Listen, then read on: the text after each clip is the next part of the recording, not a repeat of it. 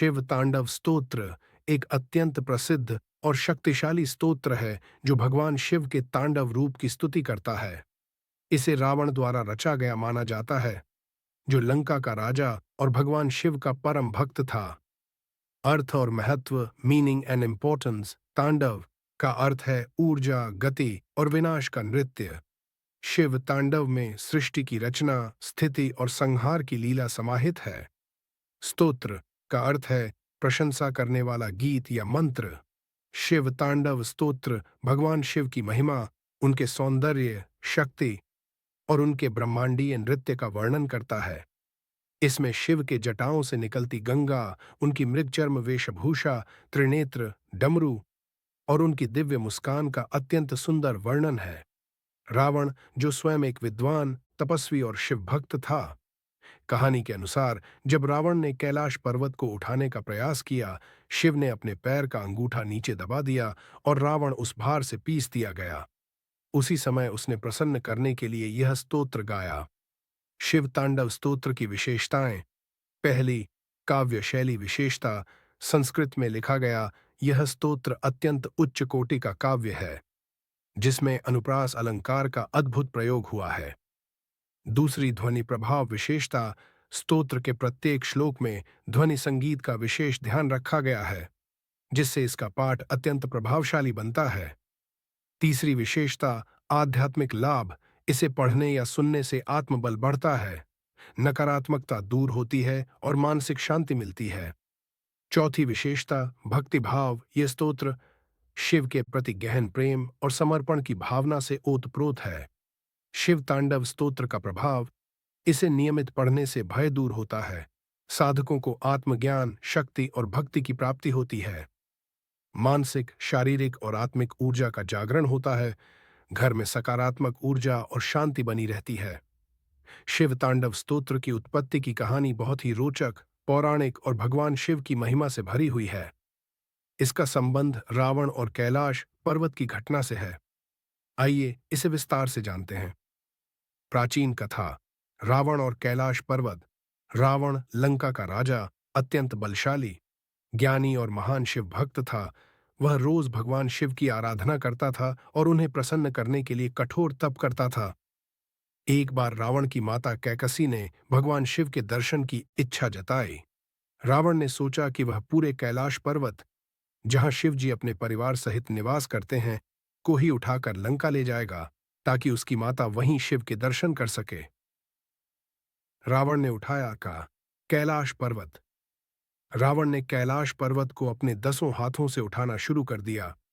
शिवजी उस समय ध्यान में लीन थे, लेकिन जैसे ही उन्होंने यह देखा कि किसी ने पर्वत को हिलाया है, उन्होंने केवल अपने पैर के अंगूठे से कैलाश को नीचे दबा दिया।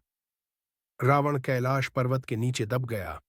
वह अत्यंत पीड़ा में आ गया, उसका शरीर कुचलने लगा और वह वहां 1000 वर्षों तक दबा रहा।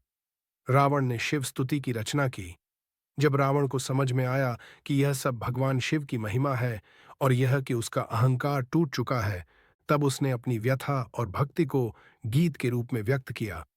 वही गीत है शिव तांडव स्तोत्र। उसने अपनी वेदना, भक्त, श्रद्धा और भगवान शिव की महिमा का अत्यंत सुंदर वर्णन इस स्तोत्र में किया। यह स्तोत्र उसकी आत्मा की पुकार और पूर्ण समर्पण का प्रतीक है। भगवान शिव हुए प्रसन्न। रावण की स्तुति से प्रसन्न होकर भगवान शिव ने उसे मुक्त किया, आशीर्वाद दिया और एक शक्तिशाली तलवार, चंद्रहास का चस भी प्रदान की। उन्होंने रावण को यह भी कहा कि वह अत्यंत बुद्धिमान और श्रेष्ठ कवि की है। यह घटना केवल शक्ति प्रदर्शन नहीं थी, बल्कि यह बताती है कि भक्ति में सच्ची विनम्रता और समर्पण ही भगवान को प्रसन्न करती है, चाहे भले ही भक्त कितना भी बलवान क्यों न हो। इस कहानी से शिक्षा क्या मिलती है? पहली, अहंकार का नाश तय है, चाहे आप कितने भी शक्तिशाली क्यों न हो। दूसरी, सच्ची भक्ति और प्रायश्चित से भगवान भी पिघल जाते हैं। तीसरी, शिव तांडव स्तोत्र केवल एक कविता नहीं, बल्कि एक गहन आध्यात्मिक अनुभव है। असली शिव तांडव स्तोत्र वही है जिसे रावण ने रचा था और जिसकी रचना संस्कृत में हुई है। यह स्तोत्र कुल 17 श्लोकों का है और इसका पहला श्लोक कुछ इस प्रकार है और सब श्लोकों के साथ उनका अर्थ बताने की एक छोटी सी कोशिश करता हूं। धन्यवाद आपके समर्थन के लिए। असली शिव तांडव स्तोत्र की पहचान। एक, रचना संस्कृत में है और छंद अग्रसदेश कांड्य ठारसी छंद शैली में रचित है। दो, शब्द संगति अनुप्रास अलंकार एक जैसे ध्वनि वाले शब्दों की पुनरावृत्ति का अद्भुत प्रयोग है जिससे स्तोत्र की लय अत्यंत प्रभावशाली बनती है। तीन, कुल श्लोक मूल स्तोत्र में 17 श्लोक होते हैं और कुछ संस्करणों में अंत में एक एक स्तुति श्लोक या फलश्रुति पठन के लाभ भी जोड़े जाते हैं। चार, कवि रावण लंका का राजा, शिव का महान भक्त। पांच, प्रारंभ और समाप्ति यह जटाटवी गलज्जल से शुरू होकर शंभो शिवाय नमः शिवाय जैसे शांति मंत्रों के साथ समाप्त होता है। शिव तांडव स्तोत्र श्लोक सहित अर्थ। पहला श्लोक, जटाटवी गलज्जल प्रवाह पावितस्थले गलेवलंब्य लंबितां भुजंग तुंग मालिकाम डमड्डमड्डमड्डमन निनाद वड्डमर्वयम चकार चंड तांडवम तनुतु नः शिवः शिवम। अर्थ, जिनकी जटाओं से गंगा की धारा बहती है और गले में लंबी फन उठाए हुए सर्पों की माला लटकी है, जो अपने डमरू की आवाज के साथ प्रचंड तांडव नृत्य कर रहे हैं, ऐसे शिव हमारा कल्याण करें। दूसरा श्लोक, जटा कटाह संभ्रम भ्रमण निलिम्प निर्झरी विलोलवी चिवल्लरी विराजमान मूर्धनि धगद्द गद्द गज्ज्वलल्लाटपट्ट पावके किशोर चंद्रशेखरे रति प्रतिक्षणम मम। अर्थ, जिनके जटा कट्टाह में घूमती हुई गंगा की धाराएं लहरों की तरह नृत्य करती हैं, जिनके मस्तक पर अग्नि की ज्वाला धधक रही है और जिन्होंने किशोर चंद्र को शिखर पर धारण किया है, मैं हर क्षण उन्हीं में रत रहूं। तीसरा श्लोक, धराधरेन्द्र नंदिनी विलास बंधु बंधुर स्फुरद दिगंत संतति प्रमोद मान मानसे कृपा कटाक्ष धोरणी निरुद्ध दुर्धरापदे क्वचित दिगंबरे मनोविनोद में तु वस्तुने।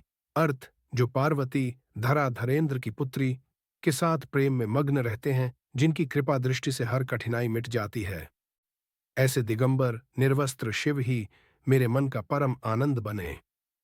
चौथा श्लोक, जटा भुजंग पिंगल स्फुरत्फणा मणिप्रभा कदम्ब कुंकुमद्र व प्रलिप्त दिग्वधूमुखे मदांध सिंधुर स्फुरत्तत्व गुत गुत्तरीय में दुरे मनोविनोद मद्भुतम बिभर्तु भूत भर्तरे। अर्थ, जिनकी जटाओं में सर्प की फन पर मणियों की चमक है, जिनके शरीर पर कुमकुम का लेप है, जो मदमस्त हाथी के समान विलक्षण हैं, ऐसे भूतों के अधिपति शिव मेरे मन को आनंद दें।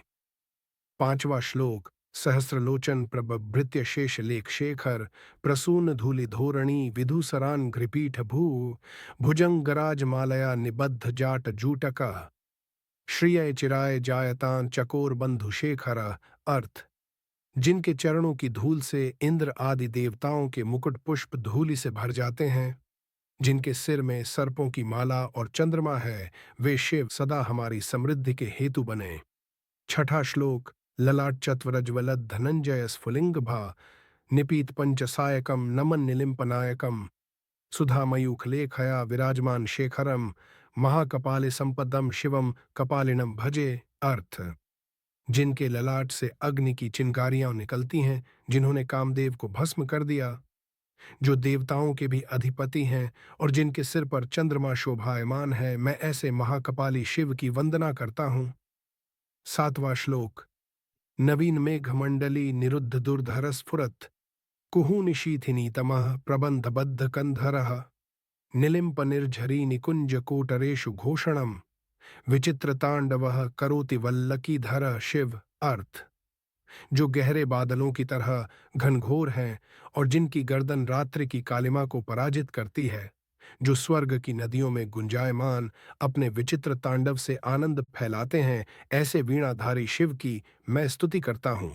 आठवां श्लोक, प्रफुल्ल नीलपंकज प्रपंच कालिम प्रभा वलंबिकंठ कंदली रुचि प्रबद्ध कंधरम स्मरच्छिदम पुरच्छिदम भवच्छिदम मखच्छिदम गच्छिदांध कच्छिदम तमंत कच्छिदम भजे। अर्थ, जिनका रंग नील कमल के समान है, जिनका गला सुंदर आभा से दमकता है, जो कामदेव त्रिपुरासुर संसार यज्ञ गजासुर अंधकासुर और मृत्यु को भी नष्ट करने वाले हैं, मैं ऐसे शिव को नमस्कार करता हूं। नौवां श्लोक, अखर्व सर्व मंगला कला कदम्ब मंजरी रस प्रवाह माधुरी विजृंभणा मधुव्रतम स्मरांतकम पुरांतकम भवांतकम मखांतकम गजांतकांधकांतकम तमंतकांतकम भजे। अर्थ, जो संपूर्ण कलाओं के रस से परिपूर्ण हैं, मधुरता के स्रोत हैं और विनाश के अंत हैं, जिनमें जो काम, त्रिपुर, संसार, यज्ञ, गज, अंधक और यमराज का भी अंत करते हैं, उन शिव को नमन। 10वां श्लोक। जयत्व दभ्रविभ्रम भ्रमद भुजन गमश्वस द्विनिर्गमत क्रम स्फुर्त कराल भालह व्यवाटे धिमिद्धिमिद्धिमिध्वनन मृदंग तुंग मंगल ध्वनि क्रम प्रवर्तित प्रचंड तांडवः शिवः। अर्थ, जिनकी जटाओं में सर्प फुफकारते हुए लहराते हैं, जिनके ललाट से अग्नि निकलती है और जिनका तांडव मृदंग की गूंज और ध्वनि के साथ संसार को हिला देता है, ऐसे शिव जय हों। 11वां श्लोक। दृशद विचित्र तल पयोर भुजंग मौक्ति कमणे कतक तसन्नि भकणे कदा करिष्यसि शिवम कदा निलिम्प निर्झरी निकुंज कोटरे वसन विमुक्त दुर्मते सदा शिवम भजाम्यहम। अर्थ, हे शिव, कब मैं सर्पों और रत्नों से सुशोभित आपके शय्या स्थल पर विश्राम करूंगा? कब मैं गहन वनों में रहकर बुरी बुद्धि से मुक्त हो केवल आपको भजूंगा? 12वां श्लोक। कदा करिष्यसि ह मन कृपा कटाक्ष भाजनम कदानुकंप्यम नम प्रभो कृतार्थम मम विभो कदा निविश्य निष्कलम विभुम प्रशांत मानसम समस्त दोष शून्यम मम समम करोषि मम प्रभो। अर्थ, हे प्रभु, कब आप अपनी कृपा दृष्टि मुझ पर डालेंगे? कब मुझे आपकी पूर्ण शांति प्राप्त होगी और मैं सभी दोषों से मुक्त होकर परमात्मा में लीन हो जाऊंगा? 13वां श्लोक। इमं हि नित्यम एव मुक्तमुत्तमोत्तमं स्तवम पठन स्मरण ब्रुवन्नरो विशुद्धिमेति संततम हरे गुरो सुभक्तिमाशु याति नायथा गतिं विमोहनम हि देहिनाम सुशंकरस्य चिंतनम। अर्थ, जो व्यक्ति इस उत्तम स्तोत्र को नित्य श्रद्धा से पढ़ता और स्मरण करता है, वह सदैव शुद्ध होता है और वह शीघ्र ही भगवान शिव की भक्ति प्राप्त करता है। शिव का चिंतन ही मोह मुक्ति का मार्ग है। 14वां श्लोक। फलश्रुति स्तोत्र पढ़ने के लाभ। पूजा वसान समय दशव कृत्र गीतम यह शंभु भक्त मन से पठति प्रदोषे तस्य स्थिराम रथ गजेंद्र तुरंग युक्ता लक्ष्मीं सदैव सुमुखीं प्रददाति शंभु। अर्थ, जो व्यक्ति प्रदोष काल में इस स्तोत्र का पाठ करता है, उसे भगवान शिव रथ, हाथी, घोड़े और स्थिर लक्ष्मी, धन संपदा का वरदान देते हैं। 15वां श्लोक। इति श्री रावण कृतम शिव तांडव स्तोत्रम संपूर्णम। अर्थ, इस प्रकार रावण द्वारा रचित शिव तांडव स्तोत्र पूर्ण हुआ। 16 श्लोक। शिव प्रणाम शंभो शिवाय नमः शिवाय। अर्थ, हे शंभो शिव, आपको बार बार प्रणाम। 17वां श्लोक। शिवेति यह स्मरण मित्यम जन्म दुहख विनाशनम शिवलोकम वापनोति शिवेन सह मोदते। अर्थ, जो व्यक्ति नित्य शिव नाम का स्मरण करता है, उसके जन्म जन्मांतर के दुख समाप्त हो जाते हैं और वह शिवलोक को प्राप्त कर शिवजी के साथ आनंद में रहता है।